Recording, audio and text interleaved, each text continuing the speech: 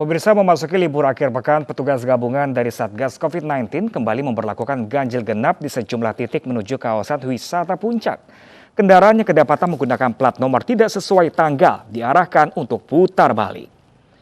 Hingga siang ini, arus lalu lintas dari arah Jakarta menuju ke kawasan puncak terpantau padat. Terjadi perlambatan di titik kilometer 48 Simpang Gadok karena pemeriksaan ganjil genap. Sejumlah kendaraan dengan nomor polisi ganjil diarahkan untuk putar balik. Petugas juga memeriksa kepemilikan STNK untuk menghindari adanya penggunaan plat nomor palsu.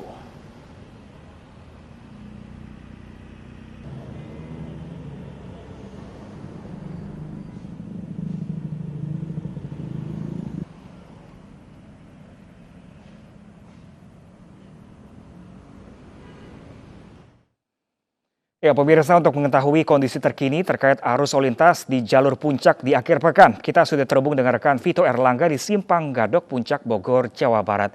Halo, selamat siang Vito. Bagaimana arus lalu lintas di akhir pekan menuju kawasan puncak pada hari ini?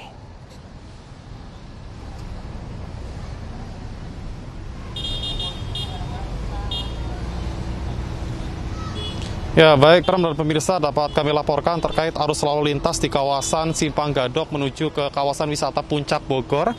Pada Sabtu siang ini terpantau cukup padat merayap sejak pagi tadi, yang mana saat ini kendaraan didominasi melintas dari Jakarta menuju ke kawasan wisata Puncak Bogor. Dan seperti pada pekan-pekan sebelumnya, Satgas COVID-19 Kabupaten Bogor melakukan pemberlakuan uji coba ganjil genap di sejumlah titik, salah satunya di tempat di mana saat ini saya melaporkan, yaitu di Simpang Gadok, yang mana sejumlah kendaraan dengan nomor polisi tidak sesuai dengan tanggal, maka akan langsung diarahkan untuk putar balik. Sementara itu, bagi kendaraan yang menuju ke kawasan puncak atau sudah dengan menggunakan nomor polisi sesuai dengan tanggal, ini juga tidak luput dari pemeriksaan terkait dengan kepemilikan STNK untuk menghindari adanya penggunaan plat nomor palsu seperti yang ditemukan pada pekan-pekan sebelumnya. Kemudian dapat kami laporkan terkait dengan penerapan uji coba pemberlakuan ganjil genap ini, tadi juga Menteri Perhubungan Budi Karya Sumadi bersama dengan Kakor Lantas Irjen Pol Istiono langsung melakukan peninjauan terkait dengan uji coba ganjil genap yang dilakukan di kawasan wisata Puncak Bogor. Dan rencananya Menteri Perhubungan tadi dalam sambutannya pihaknya menyebut akan memberlakukan ganjil genap ini di seluruh area wisata di Indonesia, khususnya bagi daerah-daerah yang saat ini memberlakukan PPKM level 3. Hal ini diterapkan atau ditujukan untuk mengantisipasi adanya euforia masyarakat atau antusiasme masyarakat yang berkunjung ke area wisata di sejumlah daerah setelah pandemi. Maka dari itu, untuk penerapan ganjil genap sendiri,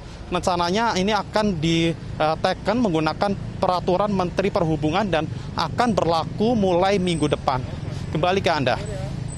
Baik, terima kasih banyak atas informasinya Vito Erlangga langsung dari Simpang Gadok, Bogor, Jawa Barat. Terima kasih dan selamat bertugas kembali. Pemirsa, sementara itu kawasan wisata Ancol dan Taman Mini Indonesia Indah kini juga diberlakukan ganjil genap setiap akhir pekannya. Sistem ganjil genap diberlakukan untuk mengurangi kerumunan seiring dibukanya kembali objek wisata di masa PPKM level 3 Ibu Kota. Sistem ganjil genap diterapkan di sepanjang jalan menuju dan dari Taman Mini Indonesia Indah, Jakarta Timur per kemarin, Jumat 17 September. Namun ganjil genap hanya berlaku bagi kendaraan roda 4. Terdapat 2 pos pengendalian mobilitas di Taman Mini Indonesia Indah, yakni di depan gerbang pintu 1 dan di Taman Segitiga. Ganjil genap berlaku selama akhir pekan, yakni mulai setiap Jumat, Sabtu, Minggu, mulai pukul 12 siang hingga pukul 6 sore.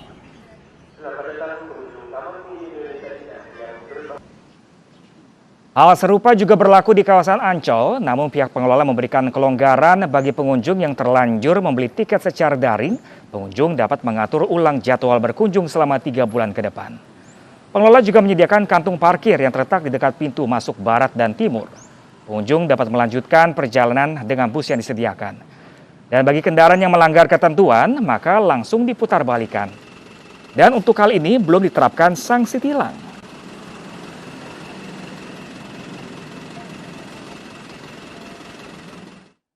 Dan pemirsa, untuk mengetahui perkembangan terkini terkait ganjil genap akhir pekan di kawasan wisata dan kondisi lokasi wisata, kita sudah terhubung dengan rekan Yosefina Damaris di Taman Mini Indonesia Indah, Jakarta Timur, dan Megalatu di Ancol, Jakarta Utara. Namun terlebih dahulu kita ke Yosefina, pemirsa di Taman Mini Indonesia Indah. Halo, selamat siang. Yose, bagaimana? Apakah efektif ganjil genap diberlakukan di kawasan Taman Mini? Ya, selamat siang Pram. Untuk aturan ganjil genap di Taman Mini Indonesia Indah ini sudah diberlakukan sejak lampu merah terakhir menjelang pintu utama ataupun gerbang utama memasuki kompleks ataupun area Taman Mini Indonesia Indah. Pantauan kami di akhir pekan ini di uji coba pembukaan kembali lokasi wisata memang sudah mulai berdatangan sejumlah pengunjung, meski kalau kami pantau secara langsung ini jumlahnya tidak banyak dan tidak sampai menimbulkan kerumunan ataupun keramaian di area dalam. Ganjil genap ini diberlakukan untuk pengunjung yang datang menggunakan kendaraan roda 4 ataupun mobil dimulai pada pukul 12 siang hingga pukul 6 sore. Tapi bagaimana dengan mereka ataupun tamu undangan pernikahan, mengingat memang kalau area ataupun Taman Mini sendiri kerap dijadikan sebagai lokasi resepsi pernikahan, ini menjadi pengecualian. Hanya saja mereka perlu menunjukkan bukti yakni surat undangan baru diperbolehkan masuk ke kawasan ataupun area Taman Mini Indonesia Indah.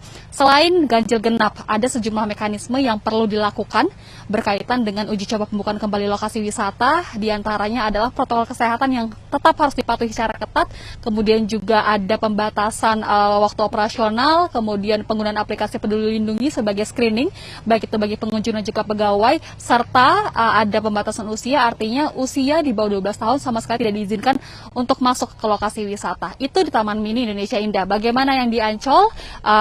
Di uji coba pembukaan kembali lokasi wisata ini ada rekan Megalatu yang siap dengan laporannya. Mega.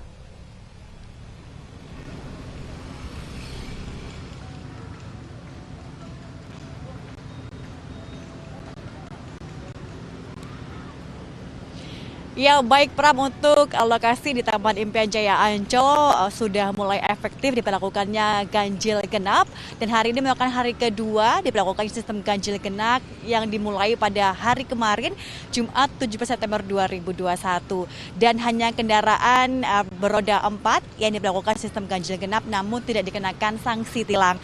Nah, selain sistem ganjil genap di Ancol ini juga diberlakukan protokol kesehatan dari Kemenparekraf, yaitu menggunakan aplikasi Peduli Lindungi untuk memasuki kawasan wisata Ancol, dan juga minimal harus memiliki vaksinasi dosis pertama.